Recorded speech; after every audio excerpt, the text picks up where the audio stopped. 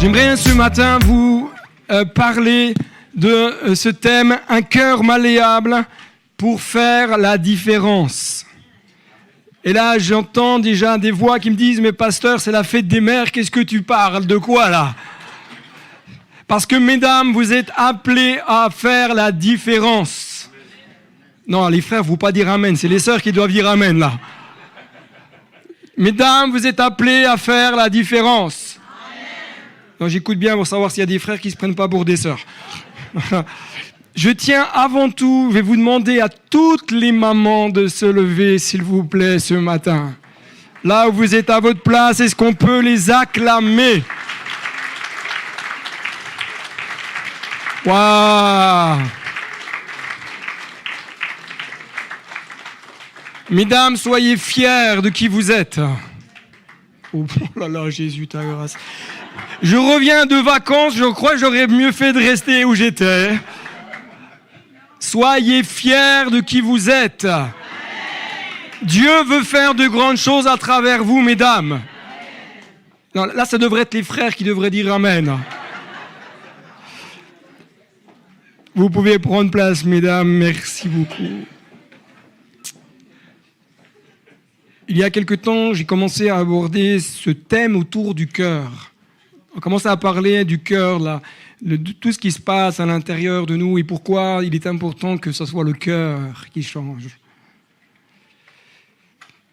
Avant d'aborder le thème de ce matin, juste vous dire qu'on va continuer cette thématique autour du cœur, puisque la semaine prochaine, je vous parlerai de Jésus a-t-il la première place? Ou dans ton cœur. Si la semaine prochaine je suis tout seul, c'est que je me dis que le message a dû vous faire peur. Ensuite, nous continuerons, puisque le week-end du 8 juin, c'est la Pentecôte. Continuerons toujours autour de ce thème du cœur, mais là, nous terminerons ce temps, cette thématique, avec le thème qui sera un cœur prêt à recevoir. Ok, Seigneur Jésus. C'est moi qui suis parti en vacances et c'est vous qui êtes tout raplapla. Ce sera un temps, je vous l'annonce déjà, je vous le communique vraiment au fond de mon cœur, soyez là le 8 juin. Pourquoi? Parce qu'on va faire un temps de célébration très différent de ce que vous avez l'habitude de vivre. Le format sera plus un format pour ceux qui sont là les mardis soirs face à face. Le format, ça sera plus comme un format de soirée face à face, de vie de l'esprit. Parce que la Pentecôte, c'est la vie de l'esprit. Et on n'a pas à avoir peur de la vie de l'esprit. On doit aspirer à vivre la vie de l'esprit. Et si on ne vit pas la vie de l'esprit, pour moi, il y a quelque chose qui cloche dans notre vie personnelle. Il y a quelques semaines, nous avons vu ensemble plusieurs aspects que la gloire de Dieu est possible, en tout cas lorsque nous laissons la semence de Dieu, la parole de Dieu, être plantée où? Dans notre cœur, pas dans notre cerveau. Un croyant cérébral ne va pas au ciel. Le diable lui-même croit. On est d'accord? Le problème de Satan, c'est son cœur. Ça pique là. Et parfois, le problème des croyants, c'est le cœur. Parce que la parole de Dieu a été semée, mais le diable est venu ravir ce qui a été planté dans ton cœur. Je t'invite à relire la parabole de la semence. Quand elle tombe le long du chemin, lorsqu'elle tombe dans les pierres, dans les ronces, sur les toitures. Ça, c'est pour ceux qui font comme ça, tu sais. Qui sont comme moi, ne sont pas experts en la matière, alors du coup, on élargit un peu. La gloire de Dieu est possible lorsque nous prenons du temps dans la présence de Dieu. Parce que c'est dans la présence de Dieu que le cœur est transformé. Moins tu passes du temps dans l'intimité, moins ton cœur est transformé, plus il va s'endurcir. Tu peux avoir reçu la semence, mais la pluie du ciel, si elle ne tombe pas, la semence ne peut pas croître. La semence a besoin d'eau. La semence a besoin de soleil. La semence a besoin qu'on entretienne le terrain. La gloire de Dieu est possible lorsque nous acceptons l'œuvre de Dieu dans les profondeurs de notre cœur. On peut avoir reçu la parole, on peut dire « Seigneur, arrose-moi », mais ne pas accepter le changement. Et c'est pour cela qu'on retrouve des croyants au bout de 10, 15, 20, 30, 40, 50, 80, 120 ans, toujours au même niveau parce qu'ils n'acceptent pas le changement dans leur vie. Ah non, c'est toujours comme ça qu'on a fait, c'est comme ça qu'on doit faire. Vous imaginez les entreprises si elles continuaient de travailler comme il y a 150 ans? Dans les entreprises, moi j'ai été manager, donc je sais comment ça se passe. Ce qui est le plus difficile, c'est d'accepter le changement. Je me rappelle de ce collègue, je crois que je vous l'ai déjà dit, on avait toute une stratégie à mettre en place, etc., etc. Et mon directeur m'avait missionné sur ce projet, qui m'a dit merci beaucoup. Et j'avais un collègue, j'ai dit, écoute, viens dans mon bureau. J'avais dessiné sur le tableau les projets, les machins, les trucs, pour le rendre participatif. Et il me dit à la fin de la discussion, il me dit, mais... Il ne m'a pas dit pasteur, hein. Il me dit, mais je suis d'accord avec toi, mais je ne veux pas qu'on change de bureau. Je dis, what? You? Je dis, vous vous rendez compte que le changement tenait au fait que géographiquement, on allait le descendre d'un étage. C'était la catastrophe pour lui. Et des croyants, dans leur vie, c'est exactement la même chose. Sont habitués à entendre des choses d'il y a... Et quand on leur dit, mais regarde ce que la parole de Dieu dit, elle ne le dit pas vraiment comme ça, c'est comme ça qu'il faut peut-être le voir. Ah non, tu me descends d'un étage, là, ça ne va pas. L'acceptation. Et accepter que la parole de Dieu produise en nous une œuvre qui nous dérange. Parce que la parole de Dieu, lorsqu'elle œuvre dans notre cœur, elle dérange. Parce qu'elle vient nous titiller là où on n'aime pas être titillé. On préfère que les choses ne soient pas réglées dans notre cœur. On préfère que Dieu ne mette pas le doigt là où les choses ont besoin de changer. On préfère rester tranquille, pépère, faire notre petite prière de notre Père le matin, notre Père le soir. La vie chrétienne est une vie de changement par l'acceptation. Ensuite, la gloire de Dieu, elle descend, elle se manifeste par la transformation. Si la gloire de Dieu se manifeste, il doit y avoir une transformation. S'il n'y a pas de transformation, c'est que là. Le cœur, s'il ne change pas, c'est qu'il y a quelque chose qui ne s'est pas passé intérieurement. Ce qui est semé là doit descendre là. Le fruit ne se porte pas là, le fruit se porte là. Tout croyant, tout pasteur, toute église doit accepter que l'œuvre de Dieu qui est semée produise du fruit là, pas dans le cérébral. Le cérébral ne vous amènera jamais au ciel. Le cérébral ne vous amènera jamais à porter le fruit de Galates 5, 22. C'est la transformation par la vie de l'esprit qui va vous amener plus haut. La gloire de Dieu, c'est lorsque Dieu va transformer notre cœur de pierre. La dureté, l'orgueil, le légalisme sous toutes ses formes. On n'aime pas trop être façonnable. On n'aime pas trop être malléable. Puis plus on prend de l'âge, bizarrement, on est moins malléable. Bizarrement. Je pensais que c'était que les autres, mais je me rends compte que moi aussi. Il y a des fois des choses, je dis « Oh, Seigneur, moi j'aime bien que tu façonnes les autres, mais pas trop moi. Les autres ont besoin de changer, pas trop moi. » Si nous voulons voir la gloire de Dieu, notre cœur doit être malléable, façonnable. La gloire de Dieu, n'est-ce pas, s'il vous plaît, la manifestation du surnaturel ? Ou plutôt la manifestation du naturel de Dieu dans notre surnaturel. Parce que, en fin de compte, pour Dieu, guérir un malade, c'est naturel. Allô ? Pour Dieu, ressusciter un mort, c'est naturel. Faire repousser un membre qui n'existe pas, c'est naturel pour Dieu. On dit, oh là là. Redresser des hanches, enlever des plaques, enlever des vis, des trucs comme ça, pour Dieu, c'est naturel. Mais comme nous, c'est du surnaturel, on a du mal à croire. Et pourtant, la gloire de Dieu, c'est cela. C'est le naturel de Dieu. Ce sont des choses qui existent dans le ciel, qui sont ramenées dans notre terrain surnaturel.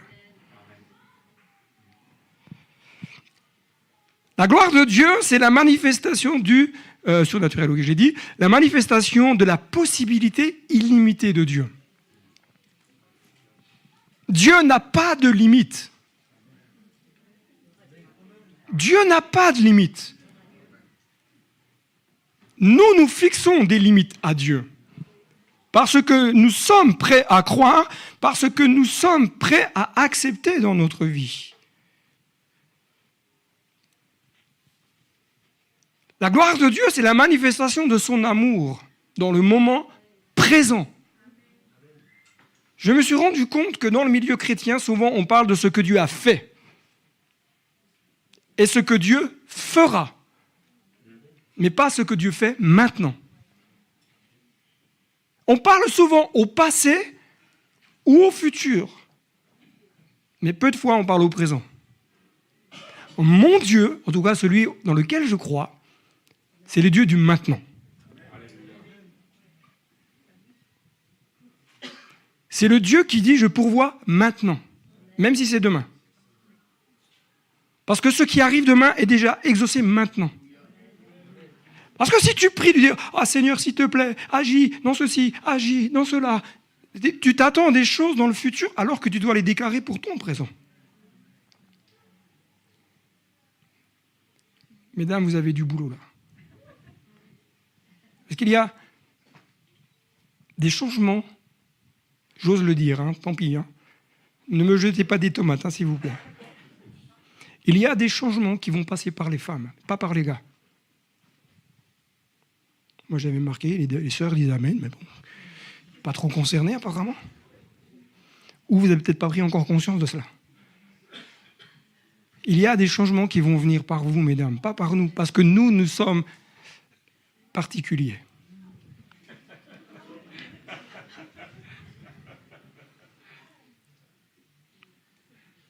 Dieu a donné à Adam un vis-à-vis, une aide, un côte à côte, cœur à cœur, pas un dos à dos, ni un face à face. Un vis-à-vis qui va permettre à nous, les mecs, de pouvoir changer, grandir, apprendre à sortir de nos cavernes, apprendre à parler, apprendre à exprimer nos sentiments, apprendre à dire « écoute, chérie, j'ai besoin de toi dans tel problème, dans telle situation ». Bon, okay. Je vais peut-être changer de message, on va parler de Jean 3,16. La gloire de Dieu, c'est la manifestation de sa grâce et de sa compassion. La gloire de Dieu, c'est la démonstration de la grâce, de l'amour et de la compassion de Dieu dans nos vies. C'est ça la gloire de Dieu. Le plus important avant tout, moi j'ai trouvé ceci qui était intéressant de le dire en tout cas, que le plus important avant tout, c'est l'état de notre propre cœur. C'est important de faire une introspection sur soi-même. Il n'y a pas qu'au 1er janvier qu'on doit le faire ou un petit peu avant. Pour dire on va démarrer l'année, ok, allez, l'année qui vient, je vais faire telle chose, je vais faire le sport, je vais m'inscrire à la salle de sport, je vais aller avec Thomas faire des trucs comme ça. Au bout de 5 minutes, j'ai le bras qui est en vrac. On peut avoir toutes les bonnes intentions possibles et inimaginables. Si le cœur ne change pas, les intentions ne bougeront rien. Parce que ce qui est le plus important dans notre vie spirituelle, frères et sœurs, c'est quoi ? C'est notre cœur, mon cœur. Quand je me tiens devant Dieu, je prie déjà, Seigneur, change mon cœur. Parce que si mon cœur change, je peux rayonner et impacter autour de moi. Si je prie que ce soit que les autres qui changent et que le mien ne change pas, il va y avoir un problème. Le monde chrétien, d'une manière générale, a mal compris les choses en pointant du doigt les fautes des autres, les erreurs des autres, en faisant des groupes, des cases, des machins, des trucs. Non, on est une famille, elle ne se divise pas. La division, c'est l'œuvre de l'ennemi, c'est pas l'œuvre de Dieu. Et l'ennemi, il œuvre à travers qui? À travers nous, parce que nos cœurs ne sont pas transformés. Parce que nous n'acceptons pas que dans nos cœurs, des choses soient éradiquées. Alors on garde des choses et on pense que c'est normal de penser de cette manière-là. C'est normal de critiquer le frère parce qu'il a piqué ma place de parking. C'est normal de critiquer la sœur parce qu'elle s'est assise à ma place. Ça, c'est pas normal, c'est pas de Dieu. Dans le ciel, moi, j'ai jamais entendu des critiques. Moi, je sais pas vous, hein. Mais moi, quand je loue Dieu et que je suis avec les anges dans le ciel, j'entends pas « Oui, Michael, il a pris ma place là de la voiture céleste et il s'est garé à ma place. » Pourquoi? Parce que dans le ciel, il n'y a pas ces problèmes-là. S'il y avait plus du ciel dans nos vies, il y aurait moins de choses comme ça. C'est pour cela qu'il est important avant tout que notre cœur change. Dis à ton voisin, je crois bien que cette parole, elle est pour toi.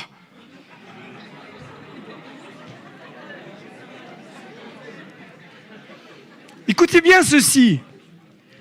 4 raisons qui font que notre cœur ne bouge pas et ne change pas. Vous voulez les entendre? Je vois Bachir qui lève la main là-bas au fond, il est prêt. C'est bon? C'est prêt? T'es prêt, Bachir, à recevoir? Amen. 4 raisons. Écoutez bien ceci. Première raison, parce que nous ne reconnaissons pas que nous avons besoin de changer.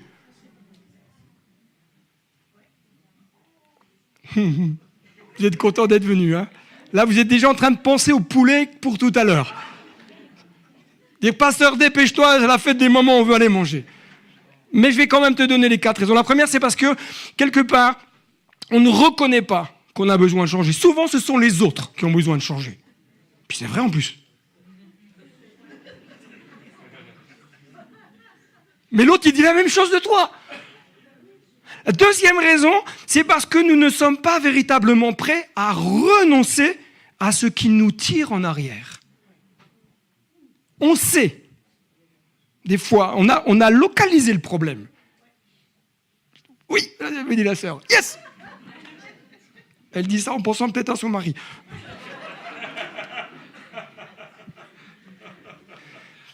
Mais d'avoir localisé le problème sans renoncer au problème, ça ne fait pas avancer le problème. Troisième raison, parce que nous ne sommes pas véritablement prêts à laisser le Saint-Esprit faire son œuvre en nous. Vous savez, moi je crois que beaucoup de croyants sont restés bloqués parce qu'ils n'ont pas d'intimité avec le Saint-Esprit. Ce n'est pas forcément de leur faute, hein. C'est parce que simplement on ne les a jamais invités à. Youhou! Yes!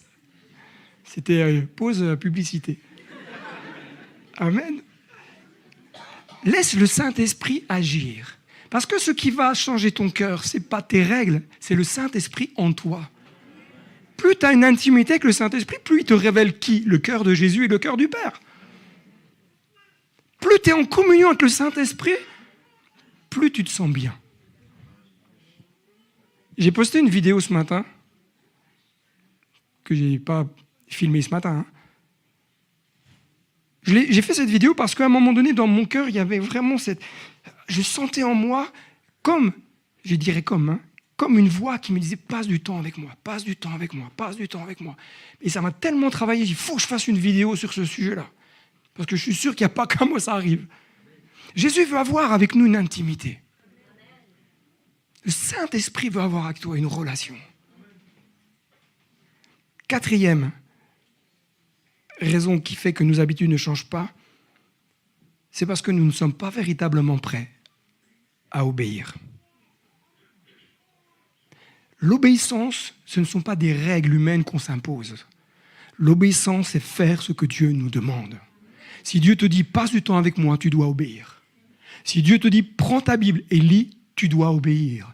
Si Dieu te dit « arrête-toi sur le parking et prie », arrête-toi sur le parking et prie. S'il te dit, quand tu vas faire tes courses, paye le caddie de la dame devant, paye le caddie de la dame devant. Même si le caddie est comme ça. C'est là que tu pries, dis Seigneur, pourvu qu'un jour ça m'arrive qu'il y ait 2-3 articles dedans. Hein. D'ailleurs, je vais me mettre que dans la file des moins de 10 articles comme ça. Et puis un jour, tu vas en grande surface et pas de bol, tu tombes juste derrière quelqu'un qui a acheté un écran XXL à 3000 balles, quoi. L'obéissance, c'est cela. L'obéissance, c'est pas les règles, toutes les règles qu'on s'impose en disant « l'obéissance, c'est ça ». Non, l'obéissance, c'est le cœur qui se livre à Dieu, qui accepte ce que Dieu veut pleinement. Hier, nous sommes sortis en évangélisation avec quelques personnes. On était au parc machin, là. À la Gardeau, on a tous cru qu'on allait terminer au poste de police. L'obéissance, c'est quoi? C'est quand Dieu te dit, cette personne-là, vas-y, parle-lui. Oui, mais Seigneur, t'as vu la dégaine? On a croisé, moi j'étais avec quelqu'un, je ne vous dis pas avec qui, j'étais avec quelqu'un, avec un frère, on cheminait, et on a croisé un jeune homme, et sans se concerter, on a eu la même pensée. Moi j'ai senti dans mon cœur une tristesse, dans le cœur de ce jeune homme. Puis du coup, on a discuté. On était voir ce jeune homme, on a été discuter avec lui. Bon, il était un peu étonnant, mais au moins on lui a partagé. Ça, c'est l'obéissance. Est-ce qu'on y arrive toujours? Non. Enfin, moi, personnellement, non. Je vais être vrai avec vous. Mais je dis, Seigneur, aide-moi à t'obéir. À pas remettre au lendemain ce que je dois faire aujourd'hui. Parce que la procrastination, est-ce que c'est pas un petit peu une désobéissance quelque part? Quand Dieu te dit, fais ça aujourd'hui, que tu dis, ah non, demain. Si Dieu te demande de faire ça aujourd'hui, c'est qu'il y a une raison. Alors moi, je sais qu'il y a des fois, je procrastine aussi. Hein. Je jette la pierre à personne. Pourquoi? Parce que ce qui doit changer, c'est notre cœur. Et Ézéchiel, le prophète Ézéchiel va dire, je leur donnerai un seul cœur. Et je mettrai en eux un esprit. Vous connaissez ce texte? Ok. D'accord? Mais moi, je me suis dit, mais en fin de compte, est-ce que mon cœur personnel, est-ce qu'il est malléable entre les mains de Dieu? Est-ce qu'il se laisse façonner comme Dieu veut? Est-ce qu'il se laisse émonder? Est-ce que j'accepte que le sécateur divin enlève ce qui n'est pas nécessaire? Et ce qui n'est pas nécessaire n'est peut-être pas ce à quoi toi tu penses. Ce qui n'est pas nécessaire, c'est le Saint-Esprit qui va te révéler ce qui n'est pas nécessaire dans ta vie. Ce qui prend la place de Dieu, ce qui prend ton énergie, ce qui absorbe toute ta vie. En tant qu'homme, il y a des gars ici? Pourquoi je vois, non, ils font ça? Je me dis, ils ont un problème d'identité là. Il y a des gars, levez les mains, des vrais hommes, là. Yes. En tant qu'homme, ton cœur doit être malléable. Tous les autres, là, on va vous appeler à la repentance après. Les maris, on a fait lever les dames, on va demander aux maris de se lever. Pas Marie IE, hein, Marie I. IS, les maris. Mesdames, applaudissez vos maris, s'il vous plaît. Moi, je m'applaudis moi-même, mon épouse, elle est derrière. Écoute bien ceci, mon frère, en tant que mari, tu dois être malléable dans ton foyer.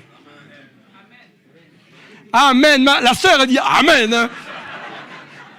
Et je suis d'accord avec toi. C'est pas parce que nous sommes des hommes que nous sommes les dictateurs du foyer. Nous sommes des maris qui prenons soin de notre épouse et de la maman de nos enfants, qui vont l'emmener au restaurant, qui vont lui payer des roses en plastique.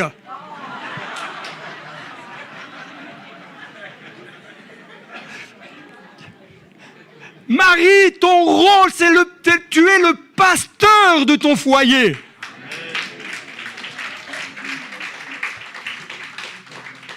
Le pasteur du foyer, c'est celui qui reçoit la vision de Dieu pour le foyer. Mais il ne mène pas la vision seul, il l'amène avec son épouse, qui est la maman de tes enfants, avec elle tu vas entraîner toute ta famille pour la gloire de Dieu. En tant que femme, en tant qu'épouse, mes sœurs, votre cœur n'est-il pas aussi appelé à être façonnable? Ah là, il y a moins d'amen, hein? Ah, vous avez applaudi quand on parlait des gars, mais là, c'est vous, là. C'est la fête des mamans. On va s'attaquer un petit peu là. Avez-vous déjà remarqué, mesdames et messieurs, qu'avec le temps, le langage, parfois, change dans le foyer? Il y a des choses qu'on se permet de dire au bout de plusieurs années de mariage qu'on ne se serait jamais permis de dire quand on était fiancés. Ah, hey. Ça sort du cœur, hein? Ça sort du cœur.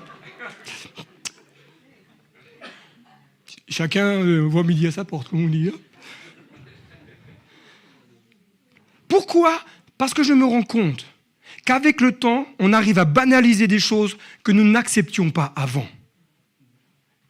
Il y a parfois dans des foyers, et je jette la pierre à personne, comprenez bien. Je parle d'une manière générale, hein, vraiment d'une manière générale, parce que c'est ce qu'on peut lire dans les articles, c'est ce qu'on peut lire dans les ouvrages, quand on entend des témoignages de personnes, de couples qui parlent, ou de maris ou de femmes, quand on regarde certains enseignements de vidéos. Mais parfois, le langage dans les foyers, c'est juste catastrophe. Hein. Heureusement qu'il y a marqué devant la porte de la maison, ici, c'est un foyer chrétien. Parce que quand vous rentrez, je pense que vous allez dire, attends, j'ai dû me tromper de maison, quoi. J'ai ouvert une porte et j'ai été téléporté dans une autre maison. Mon frère, ma soeur, on est appelé à faire la différence.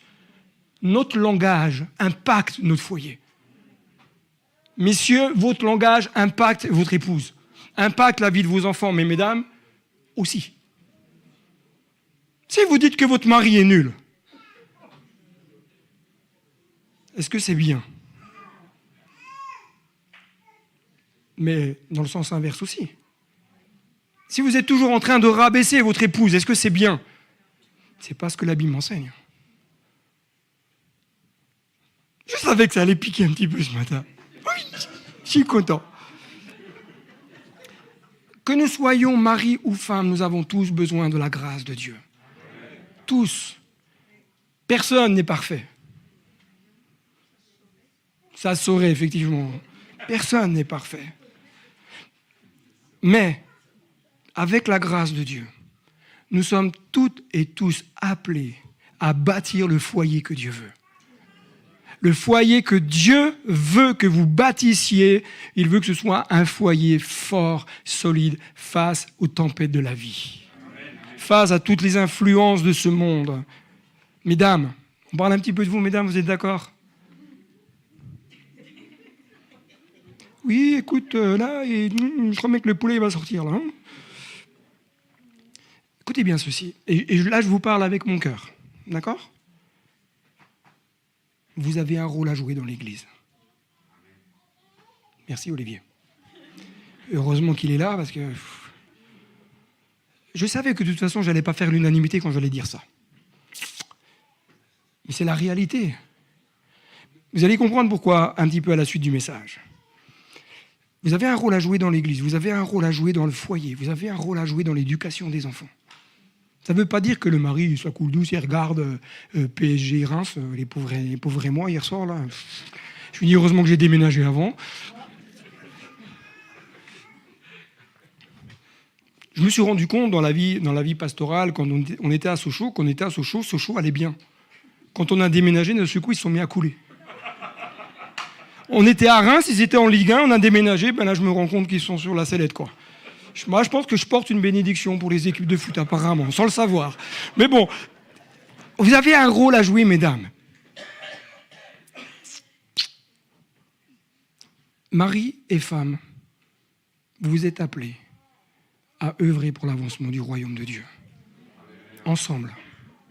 Ensemble, pas en opposition, en compétition. On est tous différents. Dans un foyer, le père, la mère apportent des choses différentes aux enfants. Vous êtes d'accord? C'est normal. Nous ne sommes pas constitués de la même manière. On n'a pas la même sensibilité. Mais c'est important de rappeler, de se dire, mais moi, en tant que mari, j'ai des choses à apporter dans mon foyer. Mais je sais que mon épouse, elle apporte aussi des choses et qu'ensemble, nous bâtissons. Ça m'énerve quand que je me rends compte que c'est ma femme qui a raison, mais je le reconnais. J'ai dit, Seigneur, C'est quand même plus souvent elle qui a raison que moi.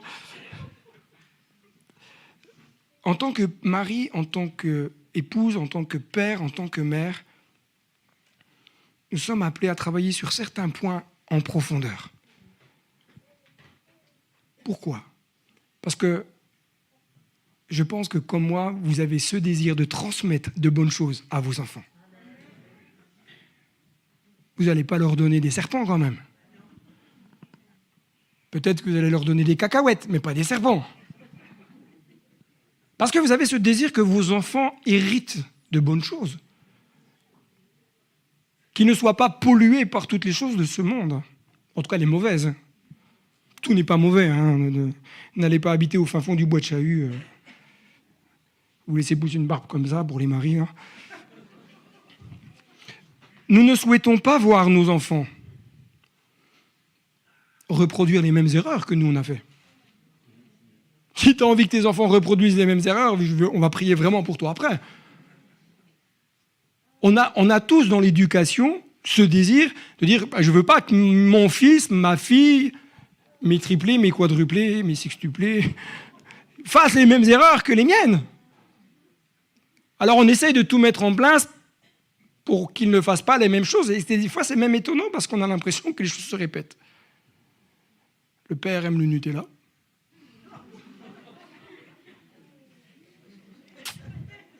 Je vous explique pas les enfants, hein. Quand on est père, quand on est mère, qu'est-ce qu'on fait ? On essaie de communiquer des bonnes choses à nos enfants. Est-ce qu'on les communique toujours de la bonne manière ? Soyez honnêtes. Non, on essaye, mais des fois, le langage n'est pas le bon, l'attitude n'est pas la bonne. Des fois, nos enfants nous agacent et on réagit mal. Au lieu de dire... Tu vois ce que je veux dire là ? Et dire, ok, je vais attendre que la cocotte minute redescende un peu en pression et j'irai parler après. Mais il y en a, ils réagissent trop tôt. Et la communication à ce moment-là, elle n'est pas bonne. Ne jamais communiquer quand on est sous pression, les gars. Jamais. Sors de la maison, va tondre le gazon. Si tu as fini ton gazon, va tondre le gazon du voisin. Et quand tu auras fini, tu reviens chez toi, apaisé. Tu aurais récupéré beaucoup d'herbe. Fais tomber la pression pour communiquer de la bonne manière. C'est Éric et Rachel Dufour qui enseignent cela, c'est pas moi. Éric et Rachel Dufour, ils racontent très librement, et d'ailleurs ils sont très libres sur certains sujets, ils le disent, quand au début qu'ils étaient mariés, c'était compliqué entre les deux. Puis aujourd'hui, leur ministère, c'est thérapeute. Alors vous allez dire, c'est quoi c'était ?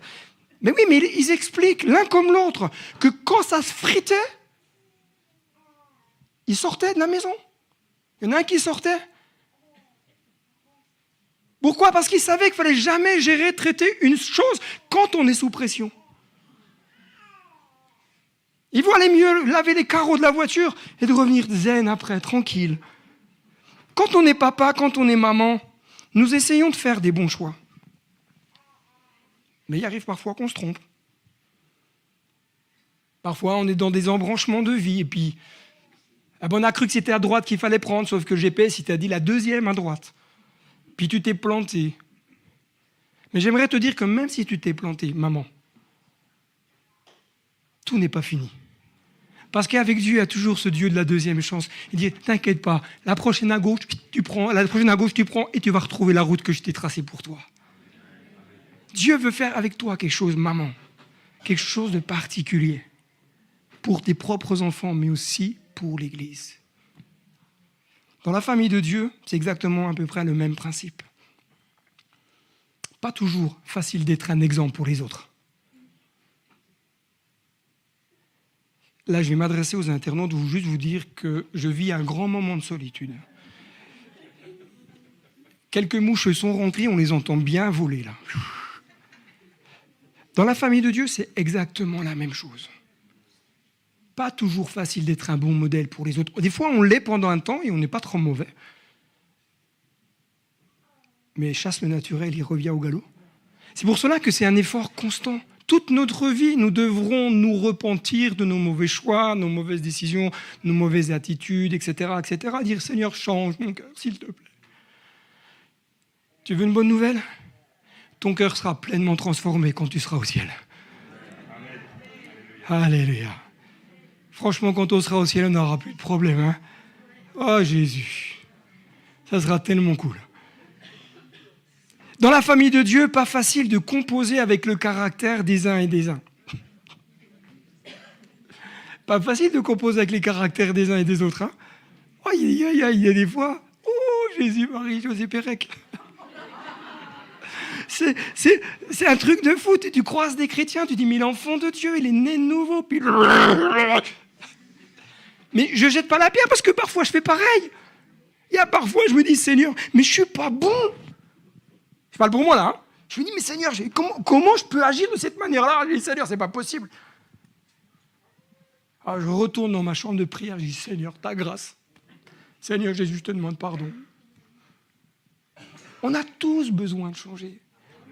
Mais nous sommes une famille et nous devons composer avec des grands, des moins grands,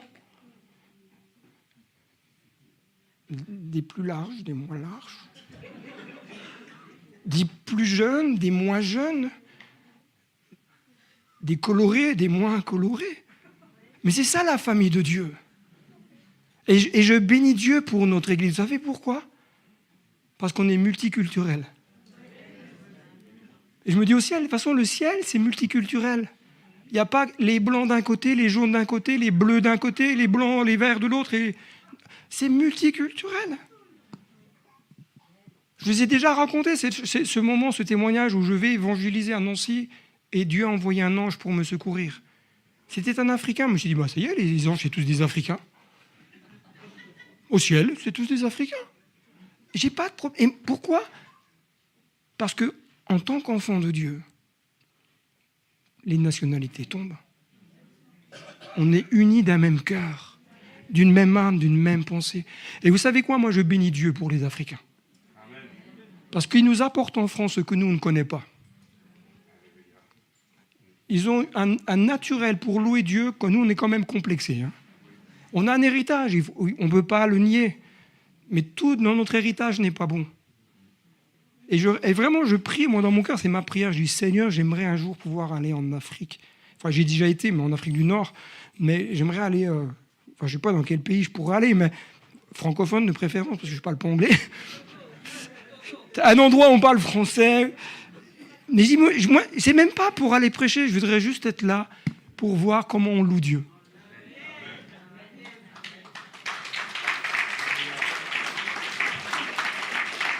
Moi, j'aime les temps de louange ce matin où Adrien nous emmène quelque part alors, je ne sais pas si c'est spécialité du Gabon, hein, mais il y a une part de Gabonais qui est là, transmis quand même. Mais je me dis, merci Seigneur pour la grâce que tu me permets de rencontrer des frères comme ça. Je veux... Waouh! C'est ça la famille de Dieu. Et quand on est ensemble, est-ce qu'on n'est pas bien ensemble? Eh bien, dans le foyer, c'est exactement la même chose. Tu dois être content d'être avec ton conjoint. Bon, ça, c'est les jeunes mariés qui disent amen vite comme ça. Mais réjouis-toi avec ton épouse. Moi, je ne sais pas vous, mais mon épouse, elle n'est pas là. Elle reste bien là-bas. Mon épouse, à la maison, je ne sais pas si vous imaginez comment on vit chez nous. Mon épouse est une extraterrestre. Des fois, je suis dans mon bureau. J'essaye de travailler. Et j'entends... Et comme on est dans une copropriété, qu'on ne veut pas déranger trop les voisins, donc elle met un casque pour la musique. Alors là, vous imaginez passer quelqu'un. Tu dis, mais chérie, qu'est-ce que tu fais? Ah, je loue Dieu, ok. Le foyer, c'est ça, c'est l'endroit où la présence de Dieu doit se manifester. Et ensemble, on loue Jésus. Mesdames, je vous bénis parce que souvent, c'est à travers vous que la louange, elle résonne dans les foyers. Souvent, pas tout le temps, mais souvent. Jésus va dire ceci, aimez-vous les uns les autres. L'amour nous conduit à avancer ensemble. De la même manière, dans le foyer, l'amour conduit à marcher ensemble. Réconciliez-vous, s'il vous plaît. Il n'y a pas de place à la discorde dans les foyers. Pas de place à toutes ces choses. Ce n'est pas l'œuvre de Dieu. Alors, je ne dis pas que tout est facile. Mais papa, maman, nous sommes appelés à être des sources de bénédiction divine. Marie, tu es appelé à une source de bénédiction pour ton épouse. Épouse, tu es appelé à une source de bénédiction pour ton mari. Tu es appelé à être une source d'encouragement. Laisse les critiques dire « Ah, t'as pas mis assez de sel. Il est où le ketchup? Mais lève-toi, va chercher. » Il y a des fois, j'ai l'impression qu'on est retourné du temps de Louis XV. « Ah, chérie, passe-moi le sel. » Lève-toi, va le chercher. Et encourage. Ok, c'était peut-être cramé, mais tu dis, mon chéri, qu'est-ce que c'est?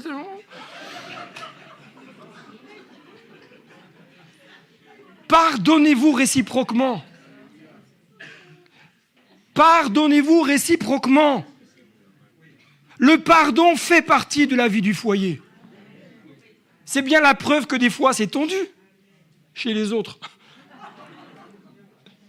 Parfois, il y a des paroles qui fusent plus vite que son ombre. Pardonne et demande pardon. Oui, mais c'est elle qui a commencé. Pardonne. Frère, pardonne.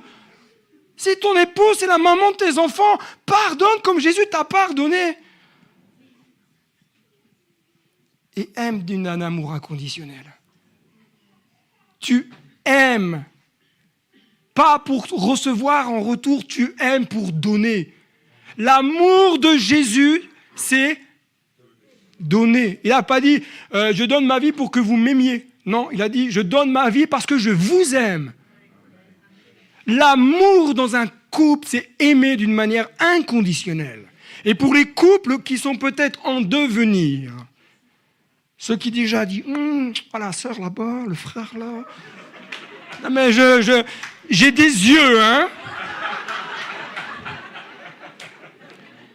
Je vois pas tout. Et des fois, je suis surpris. Je lui dis, il y en a, ils jouent bien leur rôle. Hein. Ils pourraient faire du théâtre, certains. Les couples en devenir, s'il vous plaît, écoutez bien ceci. Tu ne te mets pas en couple pour que l'autre t'aime. Tu te mets en couple parce que tu aimes et pour donner. Sinon, tu ne te mets pas en couple. Parce que si tu ne règles pas les choses maintenant, ce n'est pas demain qu'elles vont se régler plus facilement. Et là, vous êtes content d'être devenu. Dieu cherche des hommes et des femmes qui restent en paix avec tous. Je vous ai mis les versets. Vous pouvez les noter si vous le souhaitez, faire une photo si vous le souhaitez. C'est Paul qui va dire si cela est possible dans la mesure où cela dépend de vous, pas des autres. Soyez en paix avec tous les hommes. Des fois, on a déjà du mal à être en paix avec soi-même. Dieu cherche des hommes et des femmes qui procurent la paix. Est-ce que quand tu viens à l'église, est-ce que tu procures la paix autour de toi? Moi, j'ai déjà été dans des églises, je peux vous dire que quand tu t'assois à côté de certaines personnes, tu sens qu'il n'y a pas la paix. Et ça t'impacte. Ça t'impacte parce qu'il y a un aspect spirituel. Par contre, quelqu'un qui procure la paix, qui arrive avec, dit Seigneur, je ne suis pas parfait, mais je viens pour bénir ton nom et pour bénir les autres. Tu t'assois à côté, tu es juste béni parce que tu es assis à côté. Les hommes et les femmes que Dieu cherche, c'est ceux qui portent le fruit de la paix. Galates 5, 22. J'aurais pu dire aussi qu'il fait mourir les œuvres de la chair. Parce qu'on ne peut pas porter le fruit de l'esprit sans faire mourir les œuvres de la chair. Il faut s'occuper des deux. Dieu cherche des hommes et des femmes qui recherchent la paix. Ça se recherche. Ça ne nous tombe pas comme ça sur le coin de la figure. Et qui vivent en paix. Mais j'aimerais te dire, mon frère, ma sœur, tout cela est valable aussi à l'extérieur. Parce que tu es disciple de Jésus, avant tout, à l'extérieur, et pas là le dimanche matin. Tu es disciple, donc tu dois procurer la paix. Tu dois être un véhiculateur de paix dans ton travail, dans ta cage d'escalier, dans ton lotissement, sur ton terrain de sport, ou quand tu fais de la fonte, ou ce que tu veux, quand tu nages, etc. Tu dois procurer la paix. Moi, je procure pas trop la paix quand je nage et je me fais doubler par des grands-mères. Je suis des saints. Procure la paix. Nous étions en vacances dans un certain endroit où on entend. Je fais bien la mer. Hein. On était mangé avec mon épouse dans un petit restaurant. C'était un petit truc assez sympa. Et c'était un monsieur de portugais. Moi, je ne mange pas portugais. Enfin, je mange certaines choses que j'ai un peu de mal. Mais c'est juste parce que je suis particulier. Sorti des frites et des pâtes, c'est compliqué pour moi. Donc, mais on était là. Et vous savez quoi? Monsieur, il n'était pas chrétien. Mais juste de le voir avec le sourire, on était bien. On n'avait encore pas les assiettes, mais on était déjà bien. Et vous savez quoi? Cet homme, on l'a recroisé quelques jours plus tard. C'était le dimanche matin, dimanche midi, bref, on le croise, plutôt en début d'après-midi, on le croise. Mais je lui dis, mais vous ne travaillez pas? Mais non, je prends du temps. Alors, je ne vous fais pas l'accent portugais. Hein. Je prends du temps en famille. Cet homme, même s'il n'était pas chrétien, avait compris quelque chose. C'est qu'avec un beau sourire, on fait la différence. En tant qu'enfant de Dieu, tu dois apprendre à sourire. Tu feras la différence. Regarde ton voisin, fais-lui un beau sourire. Si tu lui fais un beau sourire, tu dis « Regarde mes belles dents !» Ce matin, j'aimerais parler de ces femmes dont la Bible nous parle. Très rapidement, parce que, mesdames, l'impact, vous l'avez. Parce qu'il y a Sarah, femme d'Abraham. Sarah a quand même accepté de tout quitter et suivre son mari. C'est une femme de valeur, Sarah. On parle souvent d'Abraham, ah oui, parce que Dieu a dit à Abraham, va. Oui, ok, mais Sarah aussi. Ensuite, il y a Myriam, la sœur de Moïse. Oui, mais elle a critiqué son frère. Oui, mais elle était prophétesse. Déborah, qui était également prophétesse et juge en Israël. Ce sont des femmes, ce ne sont pas des gars, là. Ruth, pas la sœur qui a chanté, hein. Parce que là, on parle de la grand-mère de David. Quelle femme de valeur! Au-delà du parcours qui était le sien, Dieu a fait sortir une vraie bénédiction de sa vie. Esther, pas mon épouse, hein, parce qu'elle n'est pas reine de Perse. Mais Esther qui va payer le prix au risque de laisser sa vie pour sauver son peuple. C'était une femme de valeur. Marie, mère de Jésus. Ah non, on ne parle pas de Marie dans les églises évangéliques. C'est la mère de notre Sauveur. Nous devons respecter et honorer cette femme. Je ne dis pas qu'il faut la prier ou l'adorer. Non, je dis juste reconnaître que Dieu a utilisé cette femme parce qu'une grâce particulière lui a été faite. Pourquoi? Parce qu'elle avait un cœur. Marie de Magdala. Nous, on a Magdala,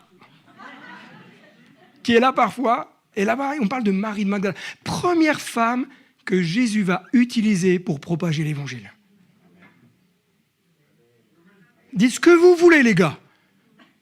Jésus a choisi de se révéler à une femme en premier, pas un mec. Lydie, marchande de pourpre. Ces femmes dont nous parle la parole de Dieu sont influentes. Mais, vous savez, ça ne s'est pas arrêté là. Je pourrais vous parler de Catherine Kuhlman. Une femme de réveil qui a donné sa vie en 1921 à l'âge de 14 ans. Dieu a utilisé cette femme pour guérir, pour propager l'évangile, toucher des milliers, des milliers, des milliers de personnes. Je pourrais vous parler de Catherine Booth, fille du fondateur de l'Armée du Salut. C'est cette femme qui a fondé l'Armée du Salut en France. Quelle influence! Sarah Cook, appelée Tante Cook, une femme de prière, se tenait dans l'ombre, mais quelle femme puissante! Nous, messieurs, on a quand même à apprendre aussi des dames. Hein, on a aussi à apprendre des dames. Bien sûr, on pourrait faire la même chose avec les hommes, parce qu'il y a des hommes d'influence, de bonne influence. Toutes ces femmes ont fait la différence parce qu'elles avaient un cœur malléable, parce qu'elles ont pris du temps dans l'intimité de Dieu, parce qu'elles ont su marcher selon les Écritures, parce qu'elles ont laissé Dieu avoir la première place.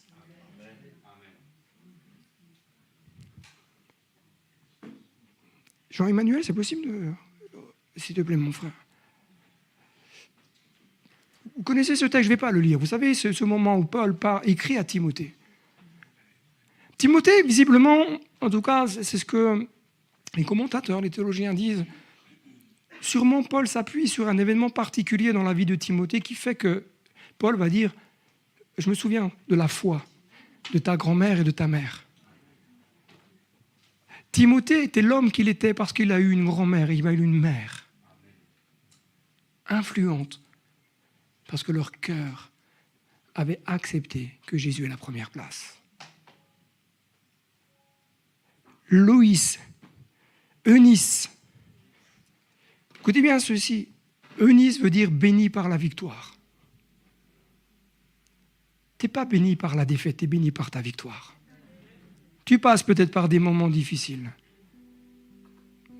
mais tu seras une bénédiction par ta victoire. Dieu veut faire de toi une Eunice, une femme qui communique la victoire. Vous savez, certaines victoires s'obtiennent avec beaucoup d'efforts, mesdames. Quand on est maman, je pense que le cœur, souvent, se tient dans l'intercession pour les enfants. Combien de fois les cœurs de mère pleurent dans le silence, comme tante Cook, qui se tenait dans l'intimité, là où personne ne voyait. Mesdames, vous avez un rôle dans la destinée de vos enfants. Ne négligez jamais de prier pour chacun de vos enfants. Les nôtres, ils sont grands et on continue de prier pour eux. Comme ma maman continue de prier pour moi. Mesdames, vous avez un pouvoir de vie pour vos enfants. Alors des fois, s'ils partent un peu, font des voyages comme ça, ils prennent des chemins détournés. Mais ta prière n'est jamais vaine. Et elle ne sera jamais vaine. Ta prière, ma sœur, ne doit pas s'appuyer sur ce que tu vois, sur ce que tu entends, mais sur ce que Jésus a promis de faire dans la vie de tes enfants.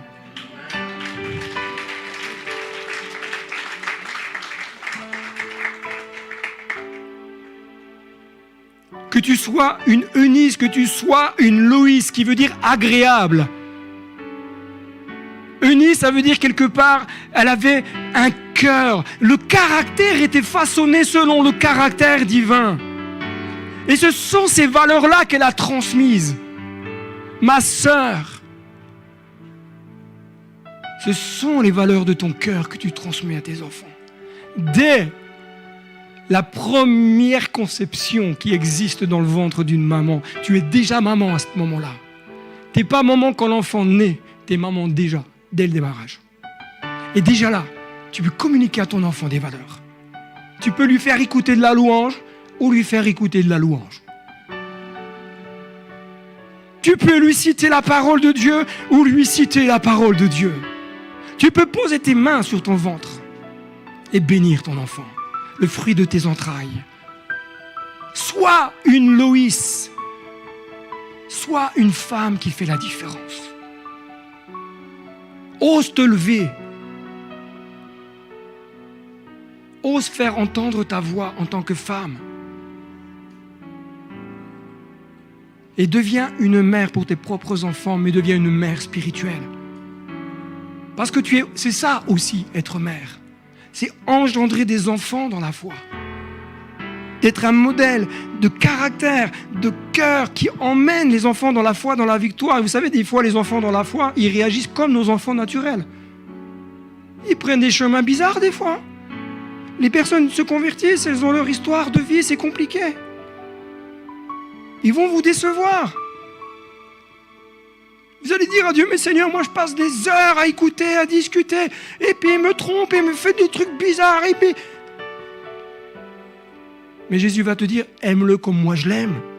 De la même manière, aime tes enfants comme Dieu t'aime.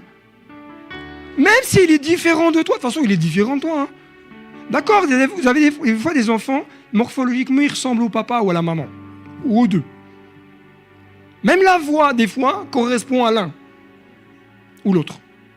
La démarche, aussi, des fois. Vous connaissez Pierre Huot ? Oh là, c'est vrai que c'est peut-être... Ouais, il est né à Besançon, hein, pourtant, mais bon, quand son papa était pasteur ici, Claudio, vous connaissez Claudio? Vous entendez parler son fils, vous fermez les yeux, vous entendez son papa. Mais pourtant, c'est pas le papa, c'est bien Pierre. Dans le monde spirituel, c'est exactement la même chose. Les enfants que tu engendres dans la foi vont te ressembler. Donc si tu ne règles pas les problèmes de ton cœur, comment ceux que tu engendres dans la foi vont pouvoir progresser? Dire Seigneur, fais de moi une Eunice, une Loïs, une femme de victoire, une femme qui amène un cœur vrai. Mais j'aimerais dire aussi, messieurs, ça nous concerne aussi. Ça nous concerne aussi. On ne peut pas juste dire, ah mais ça c'est la fête des mères. Non, non, c'est la fête des parents. Parce que s'il y a une mère, il y a un papa. Sois un modèle pour tes enfants. Est-ce qu'on peut se lever ensemble? Est-ce qu'on peut aller chercher Esther? C'est possible, quelqu'un peut aller chercher Esther pour... Je ne vais pas faire un appel, je vais juste prier pour vous, pour moi-même, et dire Seigneur, change mon cœur. Seigneur, on a tellement besoin de ta grâce. On a tellement besoin de la puissance de ton amour. Seigneur, je reconnais les faiblesses de mon propre cœur et la dureté. Parfois, Seigneur, l'indiscipline même de ma vie. Je prie, Seigneur, que tu changes mon cœur. Change mon cœur. Je te demande de bénir toutes les mamans.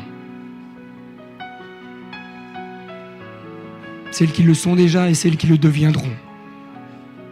Je prie, Seigneur, qu'il y ait une faveur sur leur vie. Parce que quel travail extraordinaire elles font et elles ont fait. Seigneur Jésus, bénis-les. Je te prie vraiment, Père, que ta bénédiction coule sur leur vie. Mais je prie également pour les papas. Je te demande, Seigneur Jésus, de les bénir et de les encourager. Seigneur, merci.